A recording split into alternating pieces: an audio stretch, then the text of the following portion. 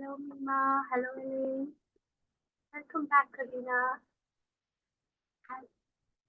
And before everybody else comes join in, let us have some moments of silence before beginning. Let's wait a few minutes for others as well.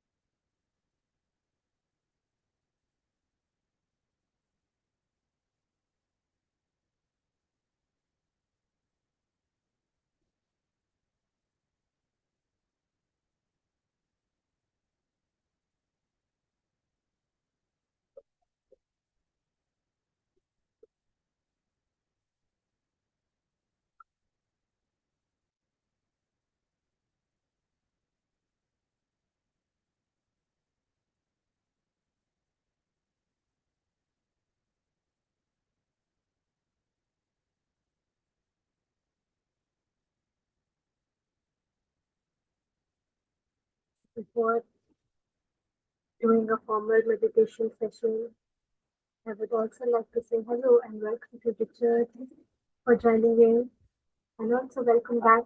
Sorry, I got your name again. Max. Max. Sorry, thank you.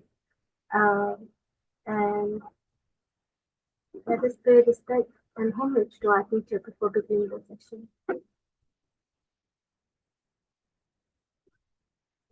Namo tassa bhagavato arahato samma sambuddhassa. Namo tassa bhagavato arahato samma sambuddhassa.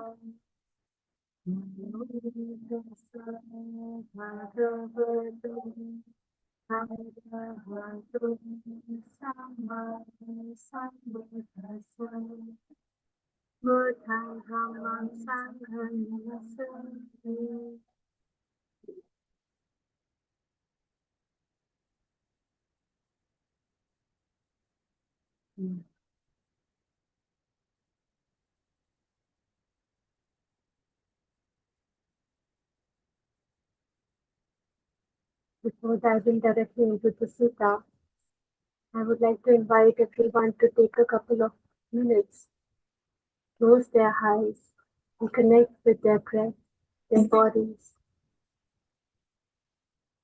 and gently taking in and out breath mindfully, staying with it,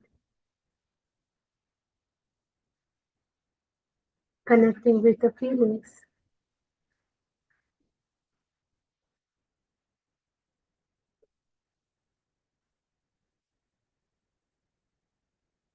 And making a comfortable space for ourselves, preparing our mind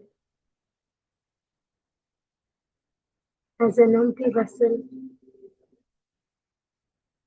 to hold on well to the Dhamma sharing.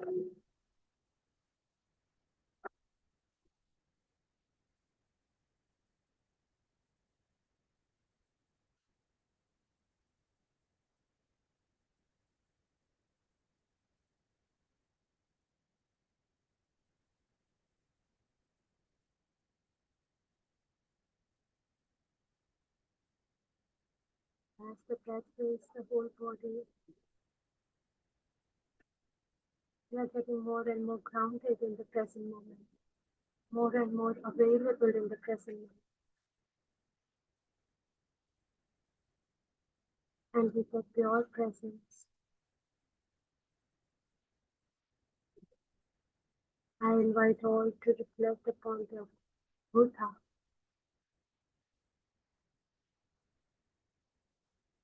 the Supreme Teacher,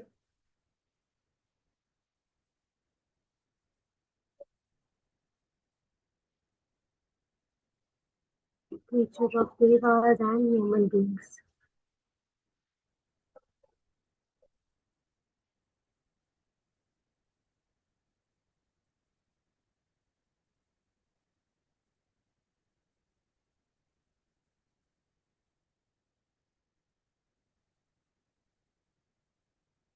Being sensitive to the effort that we put on in finding this true and pure Dhamma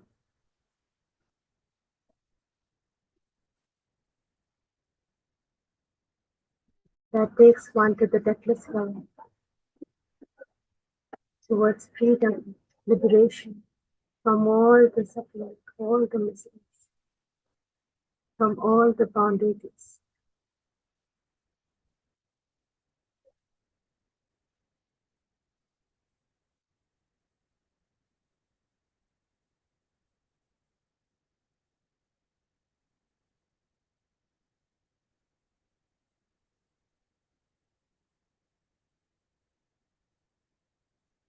With awareness to the incoming breath and the outgoing breath, I invite you all to focus your attention to the qualities of Dhamma, supreme nectar, abiding by which one can live happily, unburdened, unfettered. The Dhamma, which when embodied, lead to supreme awakening, to pure knowing, knowledge and vision.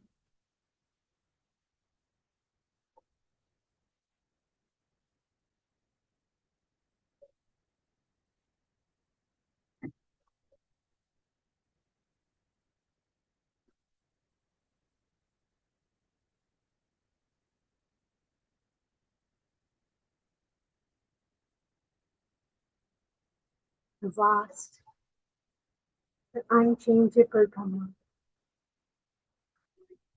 the Supreme, to which even Buddha bowed down.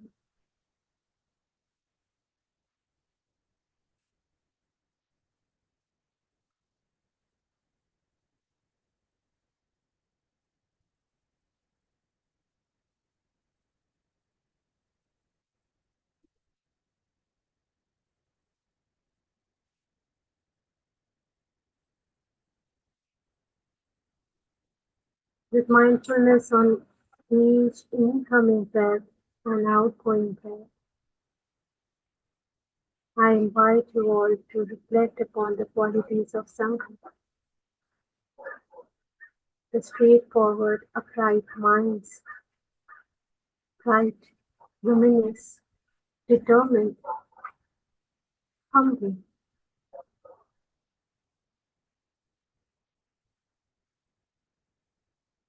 purely holding on to the Dhamma,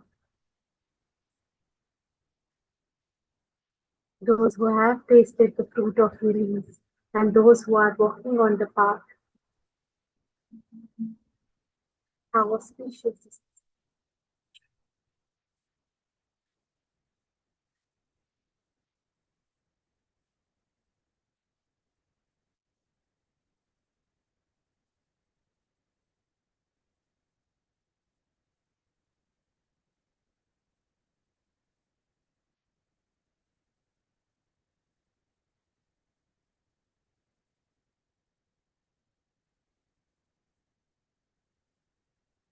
Reflecting such, the heart feels full of conviction and gratitude for the opportunity to receive Dhamma.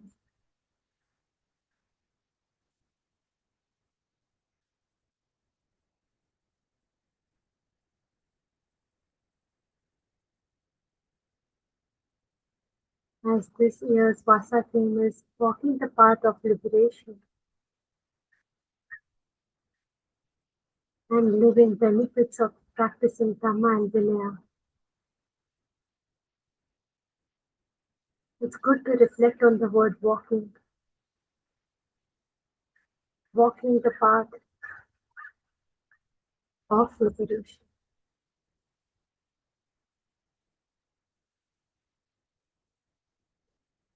Walking is an exercise, something that is need to be done.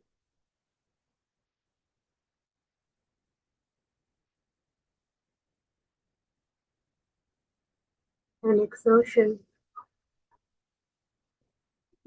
which is needful in order to realize the Makka Phalanipana.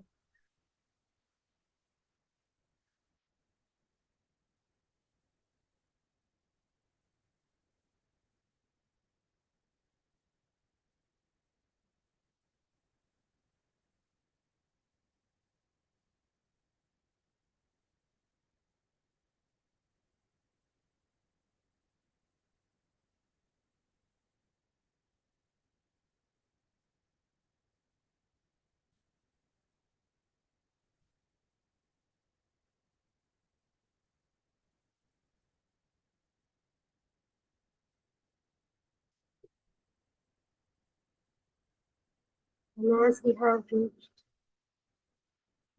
to this point that we understand and realize that it requires exertion, it requires an effort to walk the path, the Noble Eightfold Path. I would humbly invite you all to pay your attention on the sutta that I would be discussing this afternoon. That is Sutta Nipat 3:2, exertion. It's good to reflect upon the qualities and the attitude of Lord Buddha when he was himself walking the path.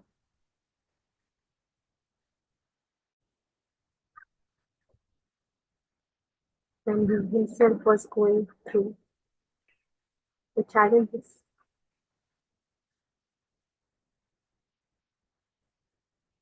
And so on my screen, is the Sutta on exertion. It's the Sutta Nipata and verses, a communication between Lord Buddha and Namuchi, is the name of Mara. And before I begin, I would just like to know, how are you guys going to join in with the Sutta? Would you be joining online? You got something? I was hoping to be able to hear you. I'm not sure I can. So I'm going to go get my phone. Get my phone. That would be good. Okay.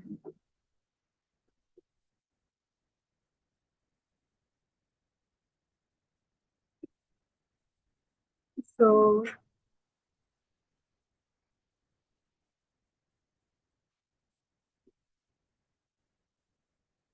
good to connect with the fact that even the awakening for the Buddha was not just, oh, I want to be awakened, I have a parmi, and now, boom, I got awakening. No, it was not that. Buddha went to the austerities, different exertions.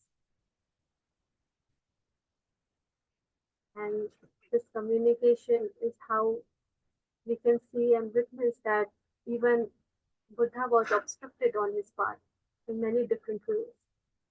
And there is Mar, of course, who's not really happy to let anybody go out of his snares, of his trap. And as we are the disciples of the Buddha, good to reflect upon how did Buddha pass on? How did he break through? How did he got unfettered?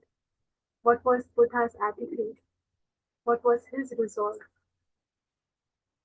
And that can surely provide us some guidance, some direction in keeping our hearts resolute and firmly established on the path, so that we can identify that, oh, this is the obstacle. Oh, Buddha talks about it. Oh, I'm going through it. Oh, I don't need to be shaken by it. Oh, I'm the disciple of the Lord, Blessed One. And may it give me strength to keep walking. With that attitude, let's dive into the sutta. So here Buddha says, to me, my mind resolute in exertion near the river Naranjara, making a great effort, doing jhana to attain rest from the yoke. Namuchite. So here Buddha is mentioning in a way that to me, Namuchite, when he was abiding near the river Naranjara and he was practicing jhanas, he was putting an effort to be liberated. And when Namuchi came, he's speaking words of compassion, said, you are ashamed, sin, death is in your presence. Death has 1,000 parts of you. Only one part is your life. Live good, sir. Life is better. Alive, you can do acts of merit. So now Namuchi has a very kind, compassionate voice saying, oh, why doing such a hard work? Why putting such great effort? You are very ashamed, very pale, very thin you have become. All in the presence of death. You might die next moment. It has 1,000 parts of you. Only one part is your life. Live good, sir. He's appreciating. He's like kind of trying to bind Buddha, bribing, oh, life is good. Life has opportunities. Life is better. And in that way, you can do acts of merits in different ways. So that awakening, keep it as an option. You can make merit.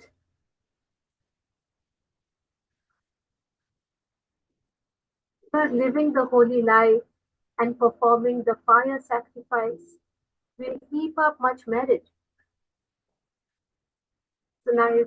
You are already living a holy life.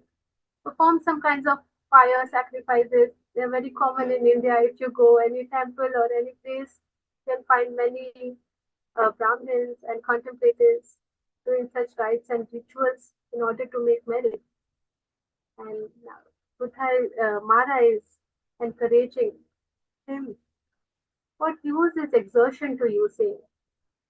Hard to follow the path of exertion, hard to do, hard to sustain. Saying these verses, Mara stood in the awakened one's presence. Hard to follow, it's so difficult. Okay, you initiated, fine. It's so hard to sustain it. You are ambitious, good. It's too difficult to sustain. And speaking thus, Blessed One said this, Kingsman of the heedless, evil one, come here for whatever purpose. I haven't for merit, even the least bit of need. Those who have need of merit, those are the ones Mara fit to address. So now Buddha says, Kingsman of heedless, those who are slacking, those who are easily swayed off their path, you are his kinsman, evil one. And whatever purpose you have come here for, I am not here for making merits. I am not in the least bit of its need. Those who need the merit, those are fit for you to address in this way. And then Buddha further says, in me are conviction, austerity, persistence, discernment.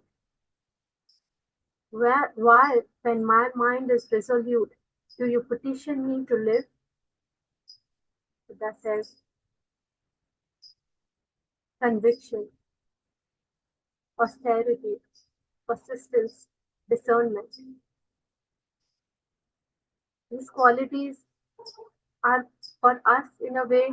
We keep faith in Buddha at first, we keep faith in Dhamma, we keep faith in the Sangha, those who are doing in front of us, who are practicing in front of us. But at that time, when Buddha was still going through this process, he still holds this conviction that yes, it is possible and I can make an end to it. I can find the deathless. He was austere, he was ready to go through any extreme at that moment. And he was already, from the sutta, seems like was going through a lot of different struggles. And yet he had that persistence to continue, not even slacking in a little bit of it, how to say, in any way, was very determined. And not just blankly determined, but then there is next quality, that is discernment, where he was with his wisdom, where he was thinking in appropriate attention, that what is to be done, what is the cause, what's the result am I getting, how should the things be done. And in this way he was practicing rightly, with a resolute mind. And with such a resolute mind, Buddha directly asked Mara, why do you petition me to live? Why are you in a way trying to bribe me to live?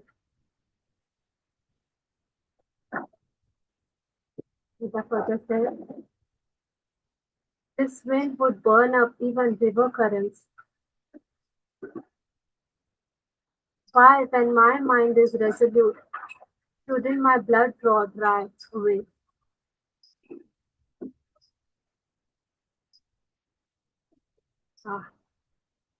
Daya. Yes, Chitta with us, but I see she, even not feeling well, she joined us. And now she is again feeling a little running nose and having some allergy, I guess. Hello, yes. So I can quickly invite Aya to say hello to everyone. And You can stop squeezing.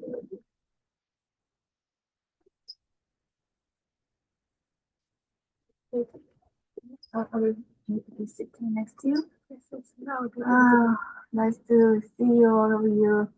I just came from Korea, and I was been here 3 years with the Damadarini bhikkhunis. I come back now, and my body is really happening this morning. So I was going and then say something, hear from you, and then sharing the questions and answers. But I think it's not possible now. So it's very good to see you. And if there's any chance, maybe I can meet you when our anniversary day evening program. It was good to see you. Thank you.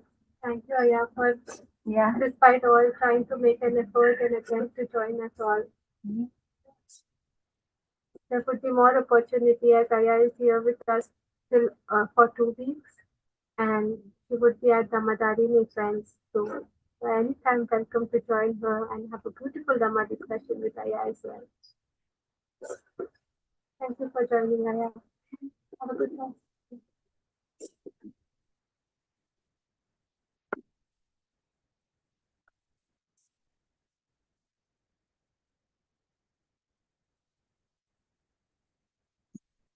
Okay.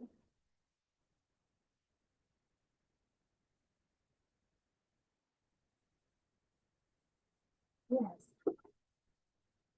So here, Buddha says, this wind would burn up even river currents. So the resolute mind that Buddha had kind of said that this would even burn up the river currents, even the big rivers. It seems like he's talking about the currents, the river currents of cravings, the ogha, as it is said, the rivers of affluence, and it can dry out, burn up even, complete, even currents, river currents. So why, when my mind is resolute, shouldn't my blood dry away?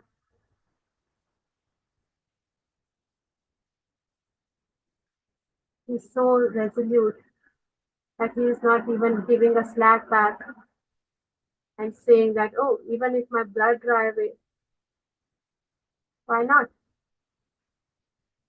As my blood dries up, gall and phlegm dries up. As muscles waste away, the mind grows clearer.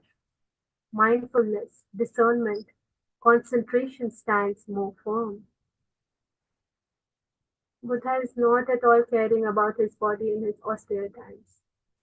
Does not care, even the blood dries up, even the phlegm, everything, mucus, what it?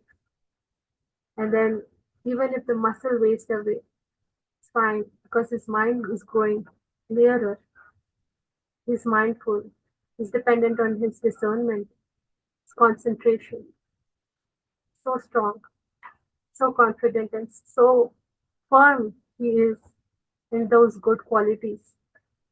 That when even the voices of life, when Mara is putting into his head, he's not even willing to take a break, to take a stand back. Yes, you are saying right. Maybe I should take a break. Maybe I should sleep a little. Maybe I should eat a little. No, no excuses. Nothing is shaking him. So beautiful to witness that. So inspiring. Staying in this way, attaining the ultimate healing, the mind has no interest in sensuality. So staying in this way means he's abiding with mindfulness, discernment, and concentration. Attaining the ultimate feeling. Going to this second point, it says highest equanimity that can be attained through jhana. So it might either mean fourth jhana, or it can also mean rupa jhanas that we might be practicing. But then, as he says that, staying in this way, attaining the ultimate feeling, the mind has no interest in sensuality. When one is, here Buddha is also appreciating the qualities of jhanas, that even since first jhana, the mind is completely free from the sensuality, the bindings, the hindrance of sensuality. So as he is more firm, we can see that how he has no interest in sensuality makes sense, how his concentration definition makes sense, and how his dispassion can also be witnessed very strongly. See a being's purity. And like Buddha just put himself up and like directly challenging Mara as a see a being's purity, the pure mindfulness, the pure discernment, the pure concentration. And it's so beautifully uh, uh, how to say, resolute and determined mind that he has, that is very firmly grounded in his intention, that is unshaken by such voices. Sensual passion are your first army. Your second is called discontent. Your third is hunger and thirst. Your fourth is called craving. Fifth is sloth and torpor. Sixth is called cowardice. Your seventh is uncertainty, hypocrisy, and stubbornness. Your eighth. So now Buddha is in its complete form as seen from his own discernment, is breaking up the Mara's army and sharing, oh, sensual passion is your first army. And as soon as sensual passion comes in, you can see that the second army comes into play, that is discontent. Oh yes, you make sense. The present moment is something off, and there comes some discontentment that follows. And as soon as the discontentment comes in, you can connect, I should have this, I should have that. And it feeds on to our hunger and thirst. I'm hungry. I want something, I need something. And as soon as these voices come up, you can see your fourth is called craving. And the craving comes in for all our wants and needs. Just get into the craving. I cannot. This is the appropriate voice. I must. I should. And as soon as, if we get or not get, fifth is sloth and torpor. Like putting in an effort, or the voices that calls us to, oh, okay, let's take a break. This is so difficult. Maybe not a one-day thing. And such similar voices, or that holds back, makes us lazy. So sloth and torpor is the fifth of the Mara's army. Sixth is called cowardice. And then you're like, too much effort, too much. So I'm afraid. Maybe what if not? And then all our dear ones comes into the picture. And your seventh is uncertainty. Uncertainty. Such a big one. It just puts all kinds of doubts in our heads and gives the appropriate reasons why not, what if. And Buddha just addresses them all in complete, in its entirety, sharing, oh, this. Yes, I know your army. I'm familiar. Hypocrisy and stubbornness, your aim. Hypocrisy. Would anybody like? There are other translations also of this word, but we can just quickly also check.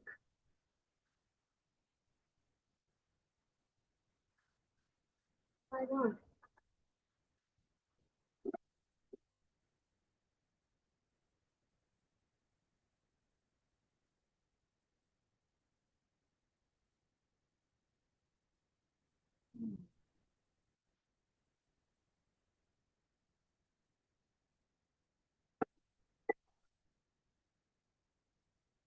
Hypocrisy. Can everybody see on my screen?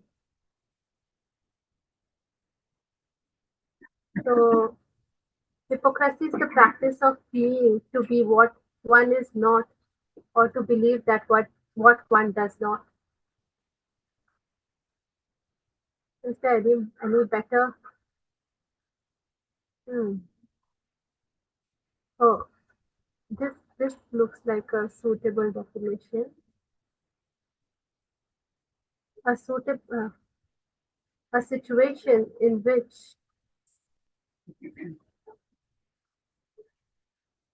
someone pretends to believe something that they do not really believe, or that is the opposite of what they do or say at another time.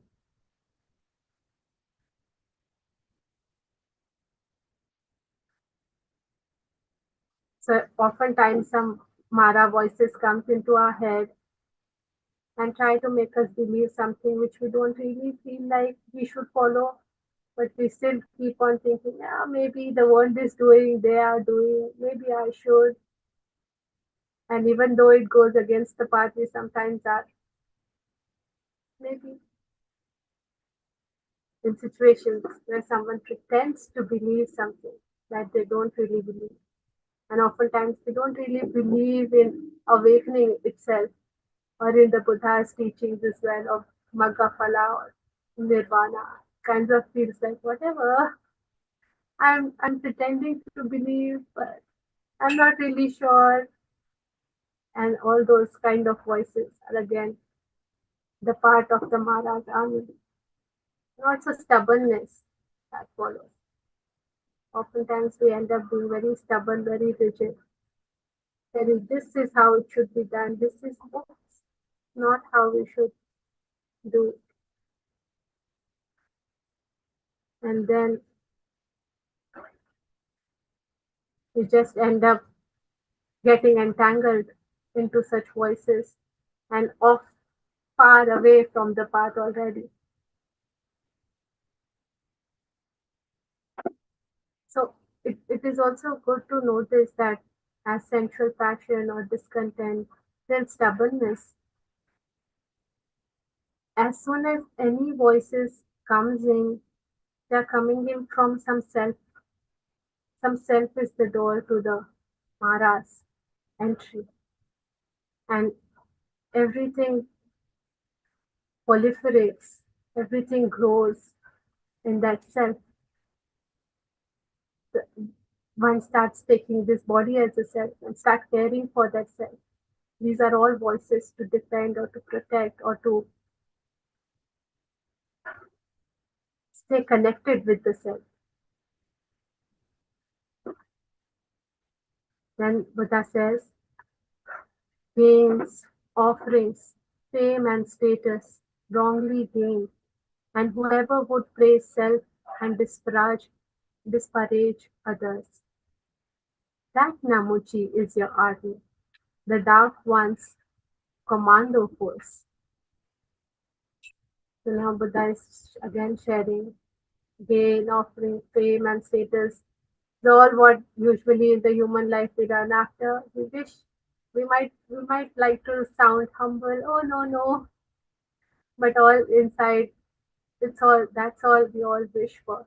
That's all we are rotating in the rounds of samsara. And then whoever would praise self and disparage others, that is also a quality that comes when one often gains something, when offerings are made, when fame and status comes in. Start to be I, others. The choices starts coming in. I'm so good in Dhamma. This is also one of the layer that is under the same frame. And Buddha says that Namuchi is your army, that is your commando force. A coward can defeat it, but one having defeated it in bliss. And Buddha is very particular about, very strong in this sutta. And he's like, a coward can't defeat it, but one having defeated it gains bliss. Then he says, do I carry munja grass? So it's like a kind of a grass which has white head like a broom, and usually in the battlefields it's used to as a sign, as a white flag. Oh, I surrender. You can also check in here. Yes. A munja grass was the ancient Indian equivalent of a white flag. A warrior expecting that he might have to surrender would take a munja grass into battle with him. Everyone online is knowing that I'm coming over here. They're having a very difficult time hearing you. Oh, And they have asked that we switch to a mic. So I let them know we just have to take a brief intermission while we set up the mic. yes. Yes. So maybe let them know we're going to take a brief intermission and I will get a mic for you. So I heard that we are having problems with the mic via Ola, and yes, at Muncha class, we all can take an intermission at least. Yeah, and use this as an opportunity.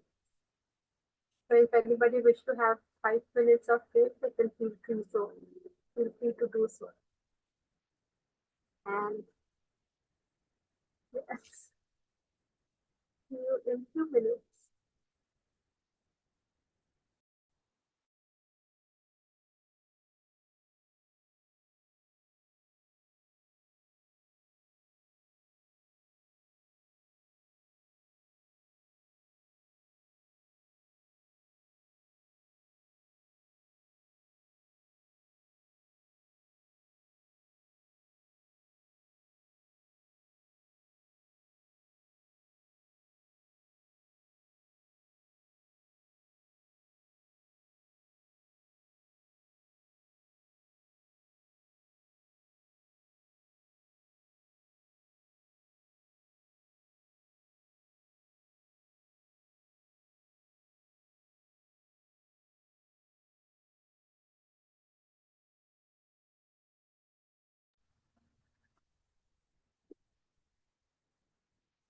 So Paula is still setting the mic for us. So if anybody has any comments on the sutta or on their experience or any questions, they can feel free.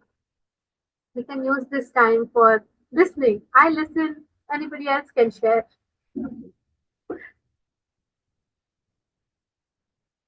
if they have something.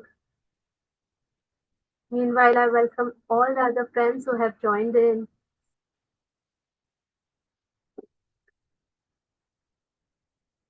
Hopefully, all went on a break.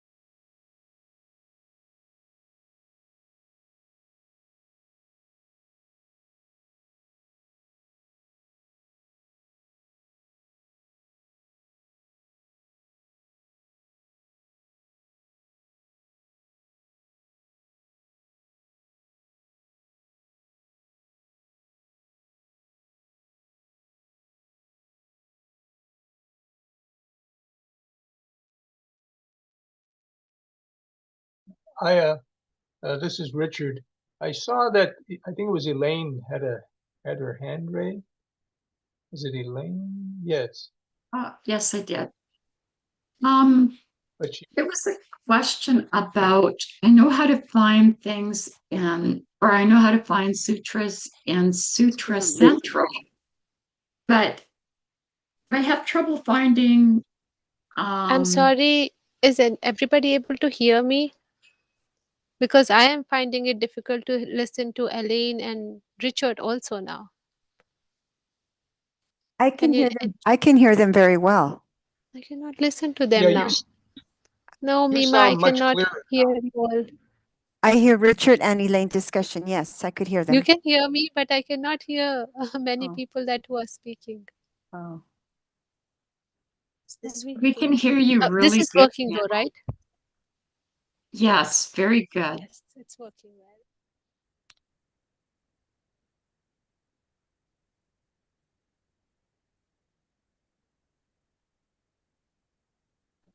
Elaine, can you put your question in the chat perhaps?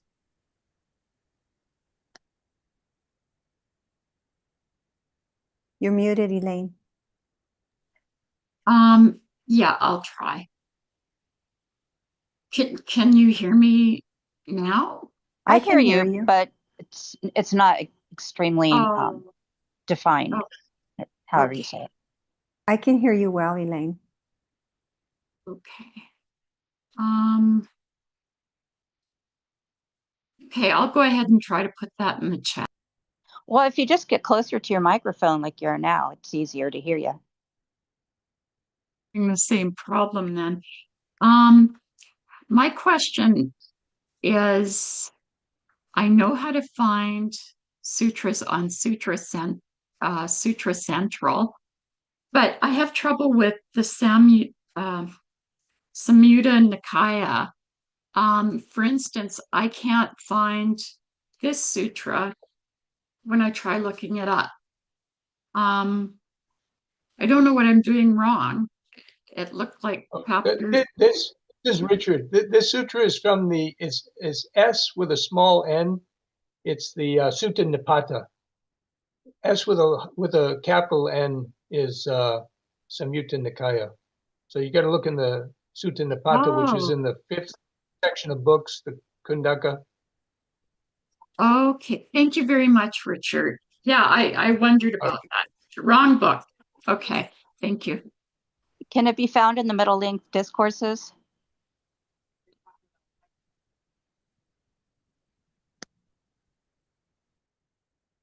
I see that there's a reference, MN70, so maybe. Is that the middle length? If I listen to them. Thanks, Elaine. That's the problem. Let's go back to the Zoom settings. They hear you. Okay, that's nice. I pasted the sutta. Now they can hear you. Yes. But Yeah. I cannot just hear them. Let's go to here. Okay, so select a speaker. What is this headphone? What is that?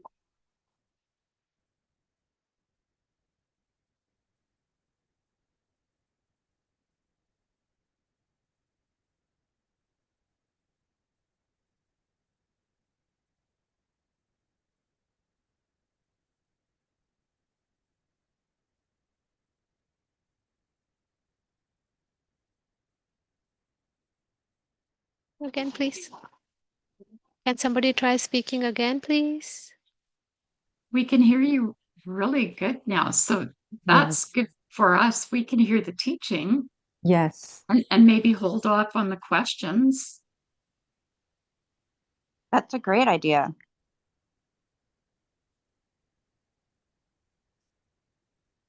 Okay.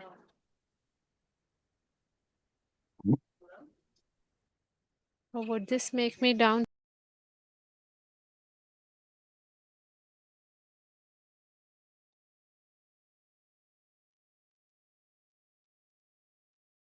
I stepped away for the 5 minutes. Are we looking at the other suttas? Is that what we're doing now? No, I don't think so. I Oh, don't think we're waiting? doing. Oh, we're waiting? Okay. Yeah. Okay, thank you. I felt lost. There's just footnotes in what she had on screen. It's Oh, just okay. explaining some footnotes. It's not equivalent to this sutta or anything like that. It's just like some ideas in this sutta, some small idea might be found. You might look in this other sutta and see something there. So that's what Okay. was on screen was the Something. footnotes. Okay, thank you, Richard. Just make sure you're not getting feedback. Yeah. Well, that was I think it would work. You're getting feedback. So I think if you want to listen, you should mute. Okay.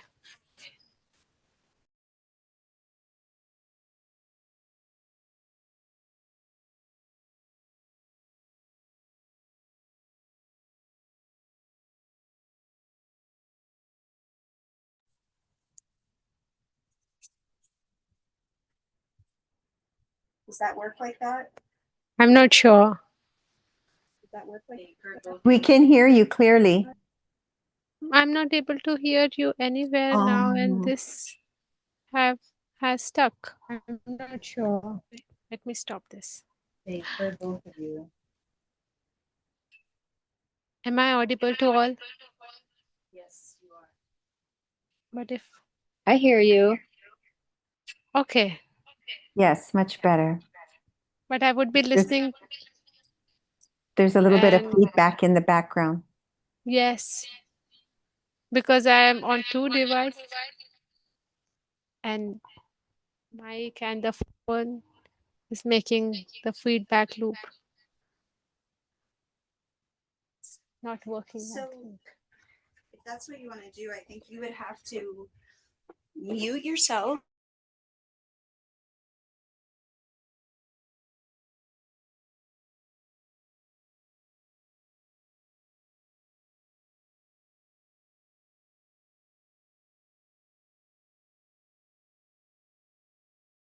Okay. So maybe when I'm speaking, I can hear, and when I listen to others, then I mute myself here.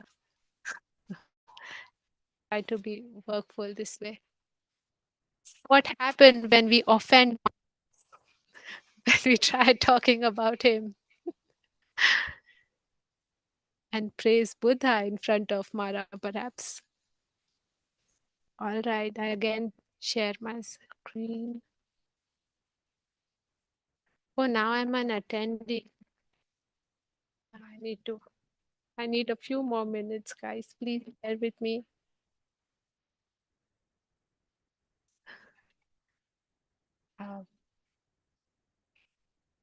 And I need to be a host.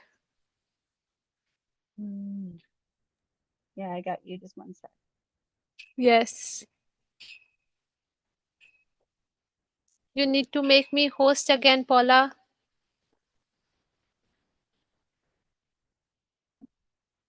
Yes. That should do it.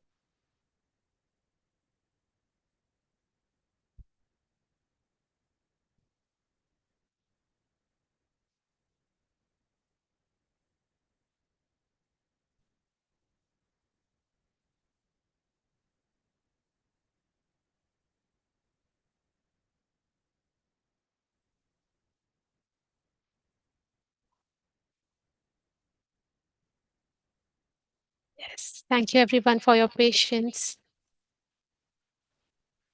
How about if I try speaking from my phone? Because it's a little disturbing for me. That works for me.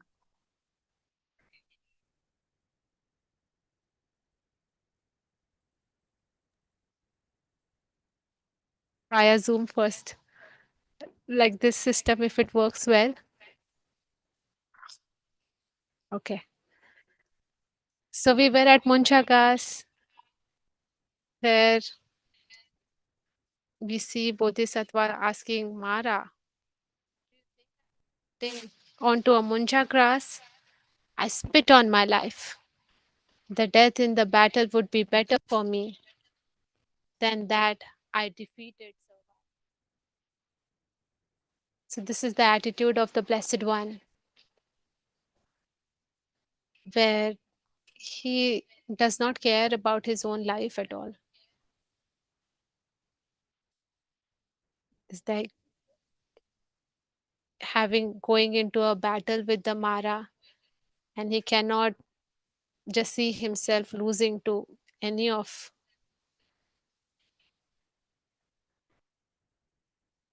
the voices, any of the ways in which the Mara can approach him and defeat him. He cannot see himself surviving or living the defeated life. Now, here it's a voice of conceit, some might say, but that is a very needful conceit, especially to defeat such discouraging voices that often comes up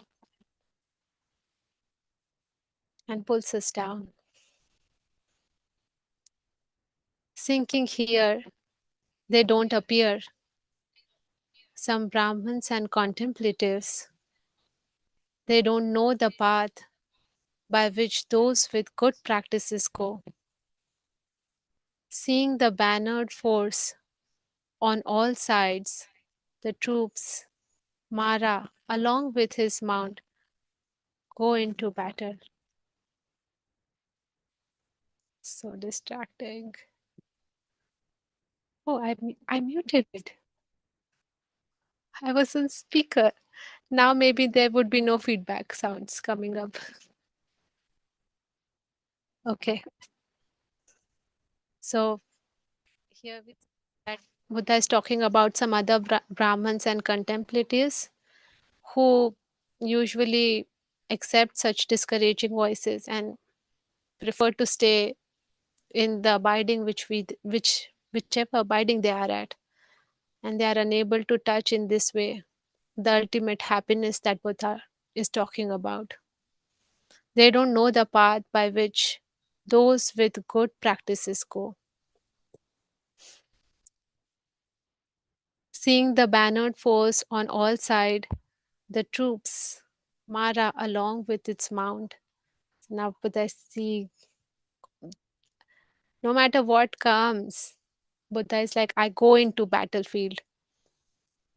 May they not budge me from my spot. The attitude that they cannot even move him,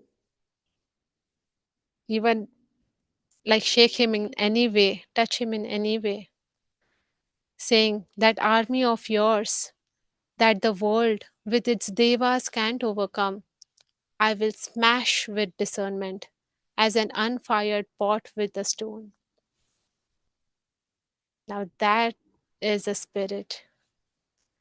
And Buddha directly challenges and says, oh, this army of yours, even what the devas cannot overcome, I will smash with discernment. It's like just one go and finish as an unfired pot with the stone. Making my resolve mastered, mindfulness well established, I will go about from kingdom to kingdom, training many disciples. Now, here the Buddha is speaking with the voice of compassion, that how, when his resolve is mastered and mindfulness well established, like seeing mindfulness here can also be seen as he knows and sees the Mara along with its army, and he knows that's not the way, that's not the path. And with the resolve mastered, it's like, I'll go from country to country, from kingdom to kingdom, training many disciples. They, yes, disciples, they, heedful, resolute in mind, doing my bidding, despite your wishes, will go where having gone, there is no grief. So much compassion. And that's why Buddha never said that by following his teachings, everyone will be liberated. As it can be often a very challenging, especially at the end of the path. Actually, entire path depends on the parmi one holds, how heedful one is, how resolute in mind one is, and how much faith and conviction they put in Buddha and his teachings. And when one is heedful, resolute in mind, doing Buddha's bidding, they go despite the Mara's wishes and are free from grief. So now, listening to the Buddha saying thus, Mara says, "For 7 years I dodged the Blessed One's step, but haven't gained an opening in the One self-awakened and glorious. A crow circled a stone the color of fat. Maybe I found something tender here. Maybe there's something delicious, but not getting anything delicious there." The crow went away. So now Mara compares himself with the crow, saying, when the crow flies in the sky and sees some stone which is the color of fat, say also sandy kind of color, and the crow might come down and might think that, oh, it's some flesh there. Maybe there might be something tender which it can bite on. Something delicious might be there. But it's a stone at the end, and biting them won't get any satisfaction. And thus that crow went away. Like the crow attacking the rock, I weary myself with Gotama. Just like the crow attacking the rock, I weary myself with Gotama. As he was overcome with sorrow, his lute fell from under his arm. Then he, the despondent spirit, right there disappeared. Sadhu, sadhu, sadhu. Such is the spirit of the Buddha. Such is this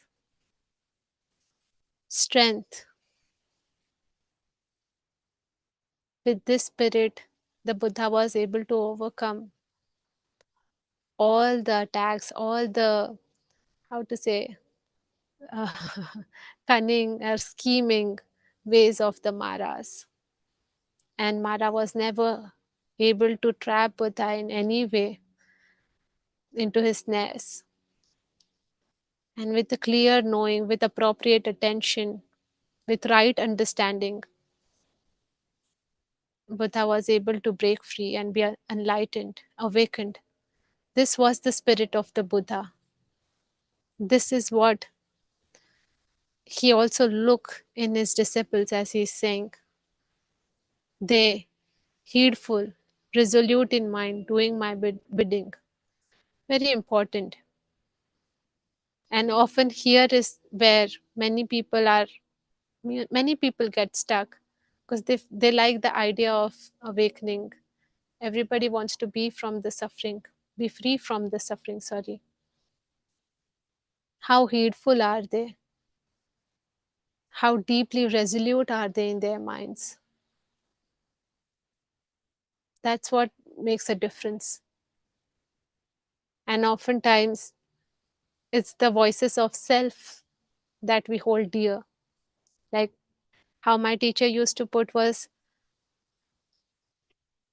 the first thing when somebody comes in the path, they take 3 refuges in Buddha, Dhamma, and Sangha.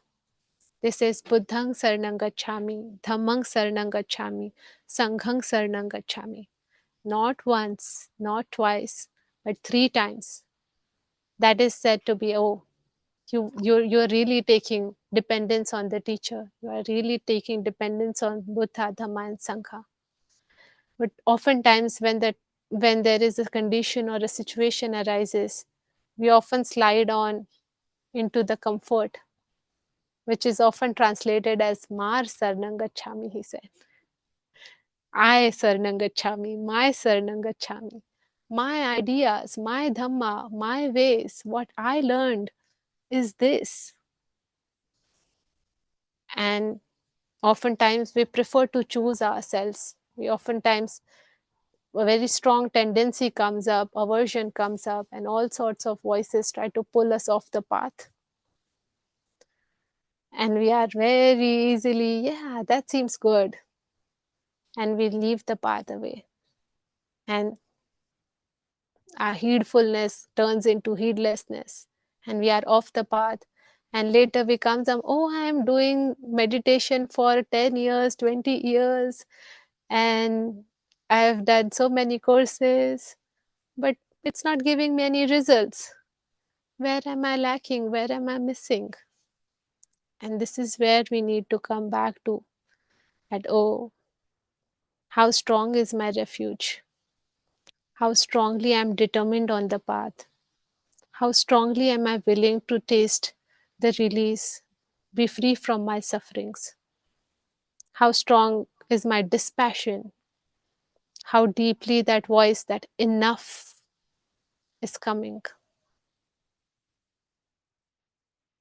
That's why Buddha says, this path is for those who wish for the long-term welfare and happiness.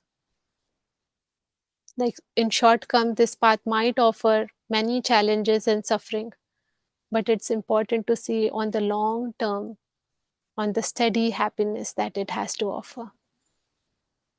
And that makes a big difference here.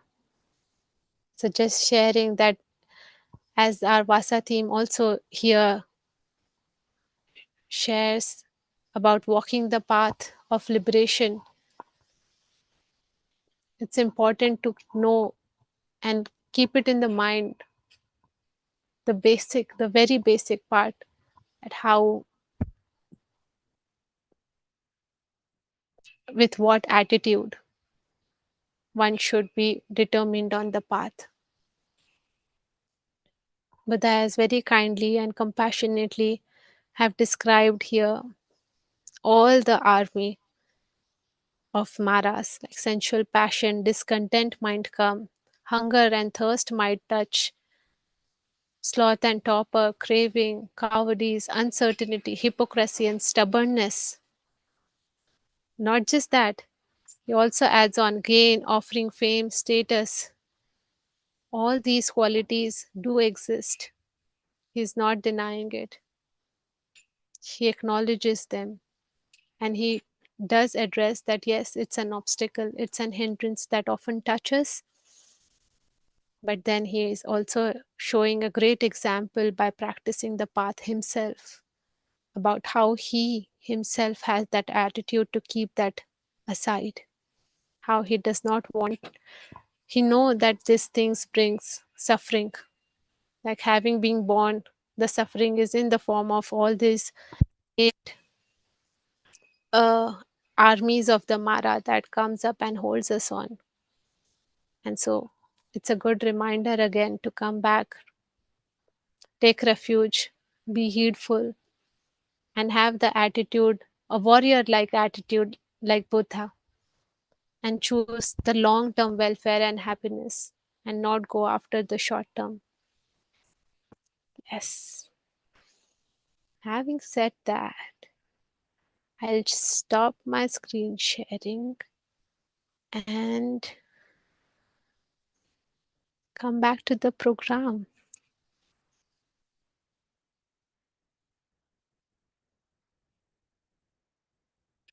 And would like to ask if anybody has any questions, any comments, any feedbacks.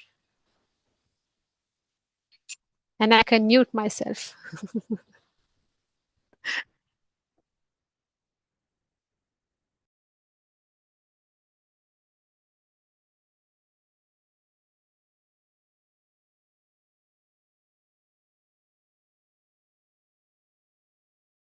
Yes, Cynthia.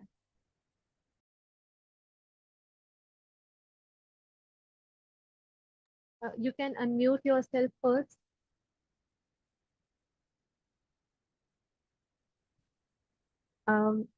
You're still not unmute, so I cannot hear you well, I guess. All right. Is that better? Yes. Okay. I had a question I put in the chat a while ago. when Okay. I came in, Mhm. whoever the speaking was, which I assume was Buddha or a monk, was talking about how um, they didn't want their body. Their body was rotten, and I was thinking about if they're going to nirvana, um, why are they concerned about what their body is doing? They should be happy. Well, should be happy that I'm dying because I'm going to reach nirvana. And so I was just confused by uh, that notion that they were lamenting about dying, yet they were going to become, liberated. That's all. Thank you. Where should I speak?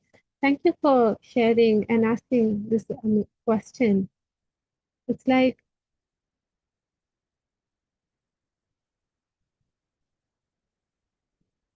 this sutta was, as we reach the end of it, as Mara was sharing that for 7 years he has been chasing the Blessed One. And so it seems like he was already over the path where he was he has already left the path of austerities and had gained awakening, because in the 6th year Buddha was already an awakened one. And the Mara still goes on, feels like. But speaking of the body part, which you shared, that Mara is encouraging Buddha to live, it seems like he's still an unawakened bodhisattva at the moment, and he's still striving onto the path. So there often comes a time where there is a lot of attachment with the body, and that is the very strong sense of the self where that is attached, an idea, oh, this should live, this should sustain, this should survive. And that's where that's where the Mara was seeking like an opening, if he could find any, and can pull the Buddha back. Oh, think about it, 1,000 parts of you is death already. This one part is life also. Consider that. And how Buddha is sharing is in that aspect, that he does not care about his body, but what is more important is nirvana, awakening. Yeah. So even though he might not be awakened at that time, but he's not allowing that to be any obstacle or any blockage for him on the path there. He's not willing to take up on anything that can distract him or put back into sensuality, because sustaining the body, taking care of it, nourishing, and can often fall into the slacking. And seeing perhaps Buddha also was in how to say, austerities means going into another extreme. So taking extreme care is one, and then completely drying it off, not even caring about one's own flesh and blood. That's another extreme. But then he is still taking it with the right attitude, where he sees that, oh, even though this is an extreme, but I'm not allowing any self to come in, any self to block me, any self to any of the Mara's voices especially, that can pull me off the path, because he is content and deeply established into happiness that comes from mindfulness, concentration, and discernment. So until his wisdom is working, he's been well guided on the path by those jhanas practices. He was happy to be there and not falling for the Mara. Hope that helps. Yes, Richard, I'm listening. Thank you, Aya. The Sutta Nipata in many ways has different doctrinal teachings from the main four Nikayas. So some people have suspected, some scholars, that that maybe it's an earlier work before the Nikayas were even formed, mostly because the Pali that it uses, because it's poetic Pali, is a more ancient form of Pali. But that same type of poetry can be found in poetry in the suttas as well. My personal opinion is that it's a later creation. And just like you just pointed out, where it says 7 years, well, any other suttas that deal with this says 6 years. So that's not good. The other thing it says that Buddha was near death, starving and everything.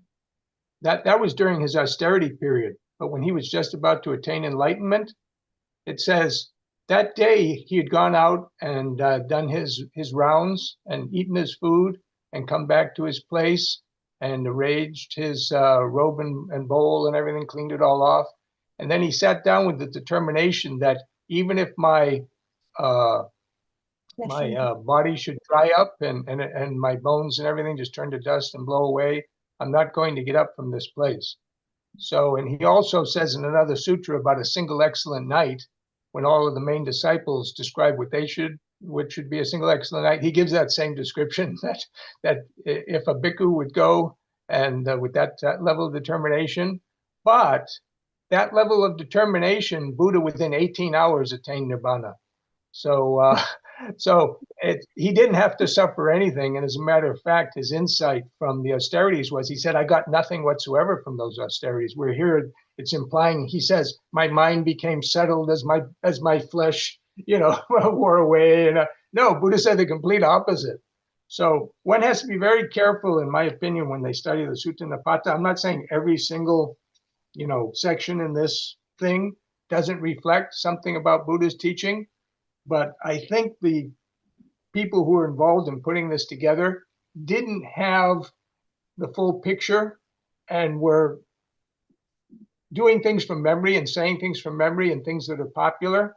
And it just so happens that it's very popular among regular beings to think, just as at the Buddha's time, that if you do some austerities and torture yourself, that you're going to achieve something. Even though Buddha said, I achieved nothing from those. He said no higher level of distinction, no higher worldly thing, nothing at all.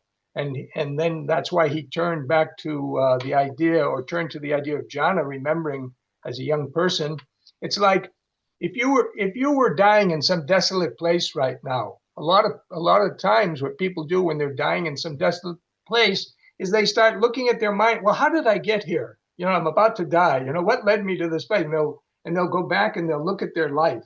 How did I make this choice? How did where did I go wrong? Okay, that's what they're saying. Okay, and Buddha went all the way back and he saw, I achieved this first jhana when I was a young man, and then he said, why should I fear that pleasure of the jhana?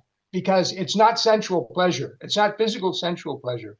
So this seems to be quite different, and it seems to reflect some of the mythological ideas of Buddha doing battle with Mara. There's a whole long mythology about that, and all the army of Mara throwing their weapons, and Buddha turns them into flowers, and it just rains flowers on things. Those are really just kind of mythological things, really, and you can see that kind of being reflected here, along with these other mistakes. So I would just be careful, anyone listening. Buddha's teaching is actually easy. He opened the doors to the deathless for those with ears who can hear, right? They can understand and go through those doors. It's not supposed to be a long, laborious, torturous process. That's why I like to say within the first several months of the Buddha's teaching, he had over 1,300 arahants and over 110,000 sotapans, and I'm sure others in between. In just the first several months, you can read it in the Vinaya, in the I think it's the Kundaka section or something like that, where it starts with Buddha's awakening and then what happens, and the population where he was in India, that northern India, wasn't that great. The whole world's population of humans, I've looked this up, some scholars estimate the entire world human population was only 80 million. So how many could have been in that little area in North India, right? So that's how many people were influenced. With those numbers, like the city I live in of 100,000, we should have 5 or 6 arahants right here, and and many more Sotapans. So it wasn't rare, it wasn't difficult, it wasn't hard. Some people say, okay, now you've heard the Buddhist teaching. Sometimes it's doctrinally said, okay, now it might take you 1,000,000 times just to get to a million lifetimes just to get to Sotapan. No, it's not supposed to be like that. It's supposed to be, you hear it, you penetrate, you understand, and then you move forward from there. And if that's not happening to you, it means you're not studying properly, you're not hearing properly, or you've heard bad information, like some of the sections here. So I don't mean to be overly critical. I know sometimes people take offense if I say certain types of things. These are not meant to be offensive. They're meant to gladden and brighten your mind. Say, you mean me too? I can do it too. It's not so hard. I don't have to starve myself to death. No, Buddha rejected that. No, you don't have to starve yourself to death at all. It's got nothing to do with that. Anyways, I don't want to talk so much, but thank you very much for listening. Thank you for bringing your points to the frame. I really appreciate them all. And it's also can be observed from the Sutta Nipata that Buddha never encouraged anybody to sit up and dry up their own blood or something. But he is also appreciating the mindfulness, discernment, and concentration again and again, and how his mind is firmly intended on jhanas and on the pleasure that is arising from it. Plus, but we can also see that oftentimes when we come up and we are first time practitioners, if somebody had sat for the first 60 minutes of their meditation, they would know, oh, I'm going through hell. My leg will break now. I cannot survive. I'm going to die. And I think we all have been through that phases, and those voices seems very genuine, as if I might go paralysis or something, or somebody has to break my limb off now if I sit any further.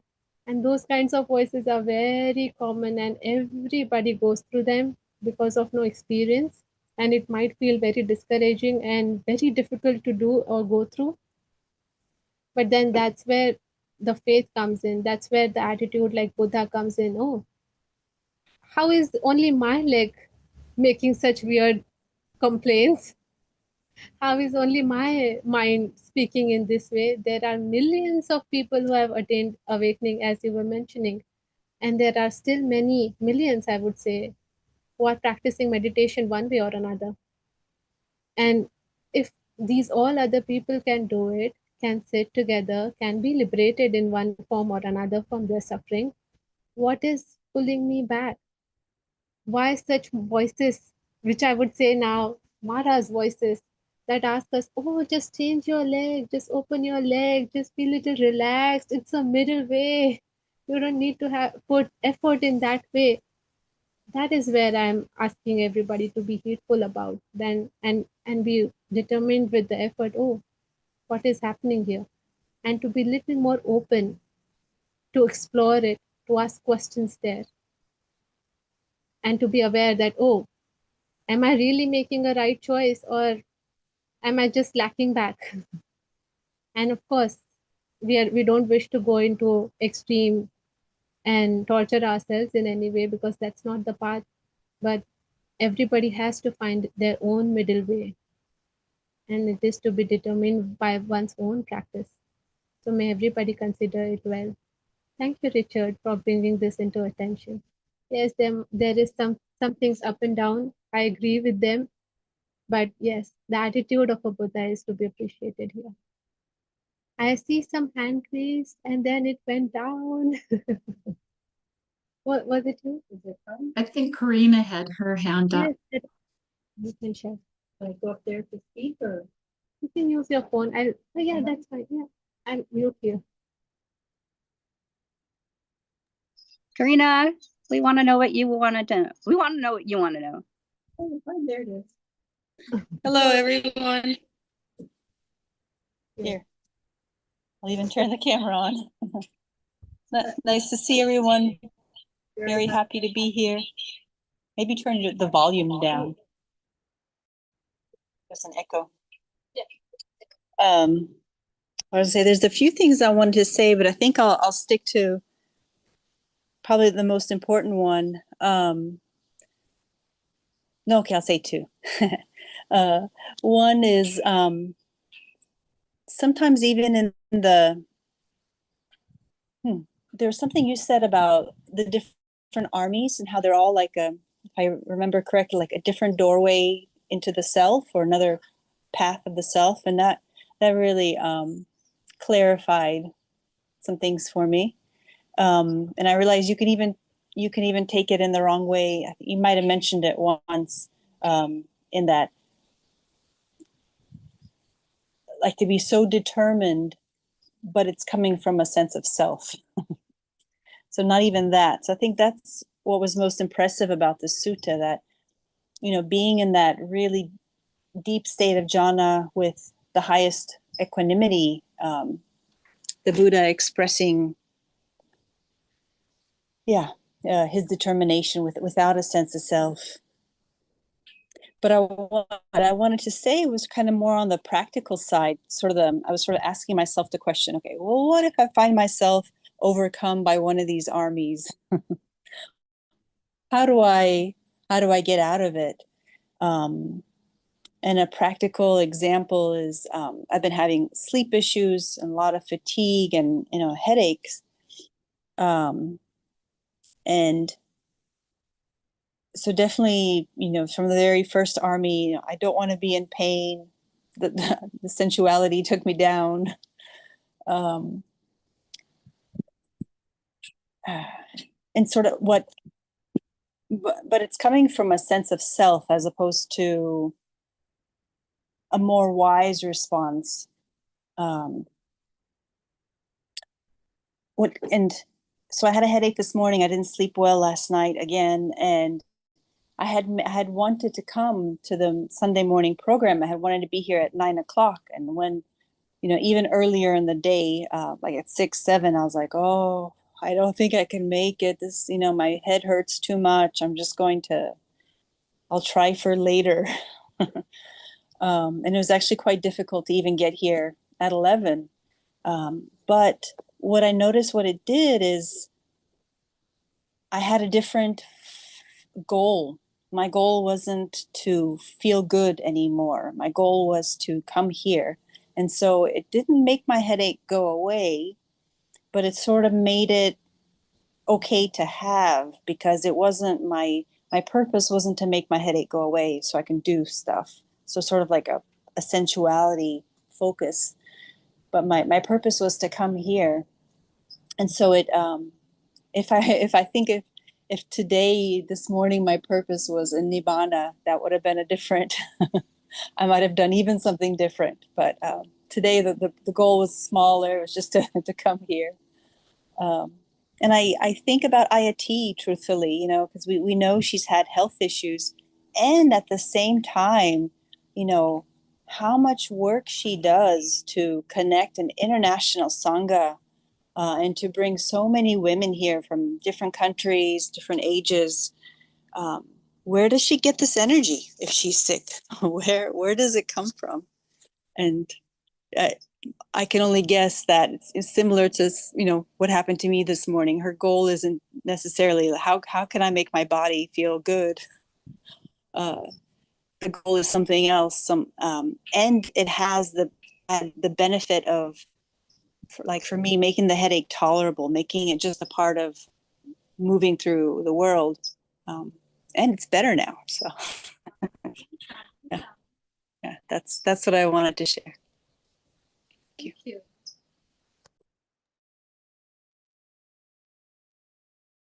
Thank you for sharing. Just to mention about the part of that involves self, the entire sutta as we go through, we see a sense of self via which the Buddha is also speaking with the Mara. But here there is a complete distinction, and he is completely goal oriented.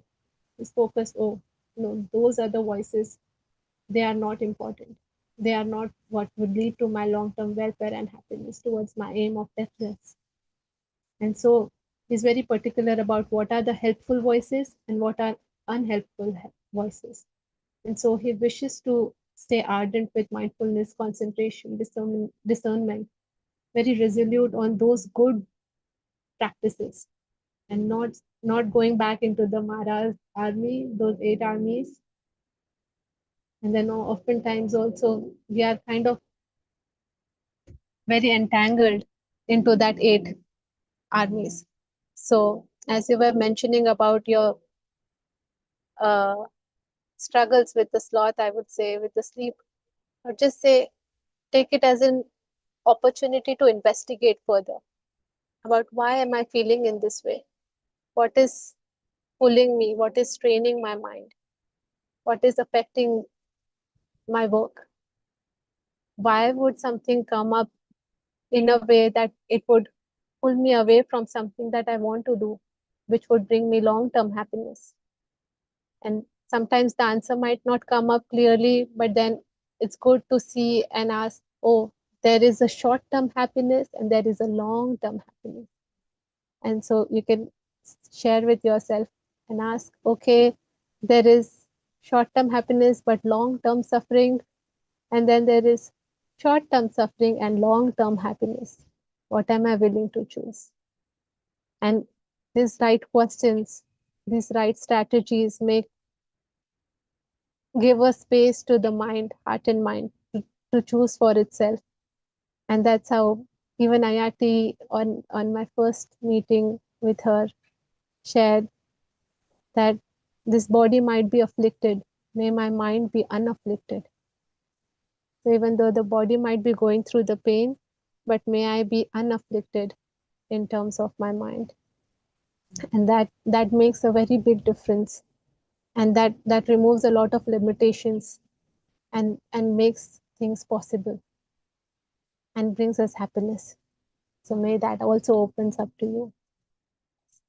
Sadhu, sadhu, sadhu. Wishing lots of metta to all those who have joined. Just before concluding, I would also invite Paula to have a few minutes. Yeah, she has something to Thank you, share. Venerable, everyone. So I'm going to go ahead and share my screen for a moment and just give some announcements.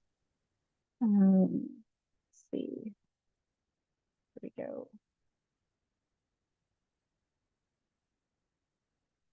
Okay, so very exciting. Our 20th anniversary celebration is happening in person this upcoming Saturday, August 9th, 6 p.m. to 9 p.m. There have been previous slides where it has said 6:30, but we've changed to 6 o'clock to give us more time in person together. So that celebration is in person only at Samadrini Monastery. There will be a lot of special guests coming to join us. We will have Aya Tataloka with us. We'll have Aya Sobana and many more. We also don't want anyone to feel left out in celebrating this amazing occasion. So there are 2 online programs as well. So this should have all of the time zones included. So Saturday, August 16th, there is a 9 o'clock and a 7 p.m. So everyone should have gotten an email about that. And if you didn't receive an email, there's information on the website as well. Also, other upcoming special events, we are having an in-person day-long retreat in the San Francisco Bay Area. And there will be more information about that coming soon as well. But there is a date for that. It's Saturday, September 20th. So mark your calendars. There is also an upcoming movie night. No date for that yet, but probably around International Bhikkhuni Day in September. So we'll have more information on that coming soon as well. Volunteer opportunities. There are very low barriers to having an opportunity to help out.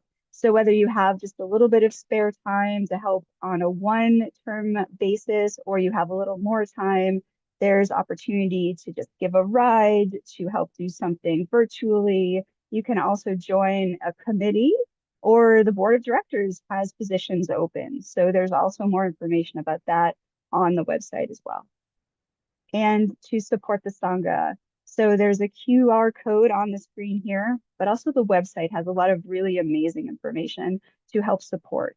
Again, I feel really low to no barriers here. So you can support once, you can support on a recurring donation, you can offer a meal, groceries, even as an act of dana, telling other people about the teachings you're experiencing and spreading the word more. That is also an amazing act of dana.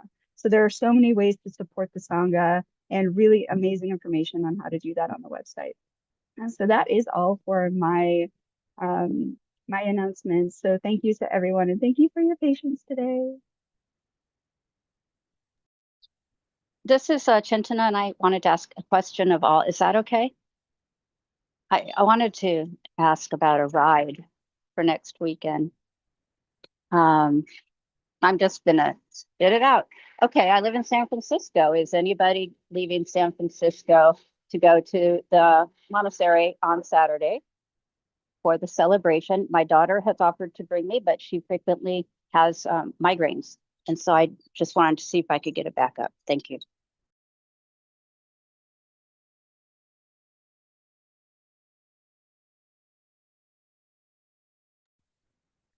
Let's get in touch. There may be something that I can work out to make sure that you're able to get here. So why don't you and I get on touch offline? Thank you. Absolutely. Thank you for bringing that up. Sadhu, sadhu, sadhu.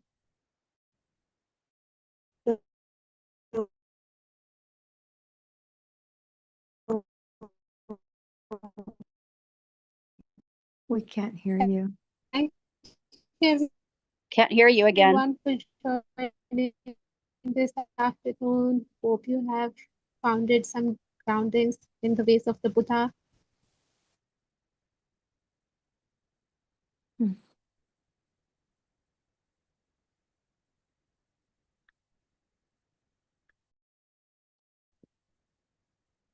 Aya, we lost you again. We're not hearing you online.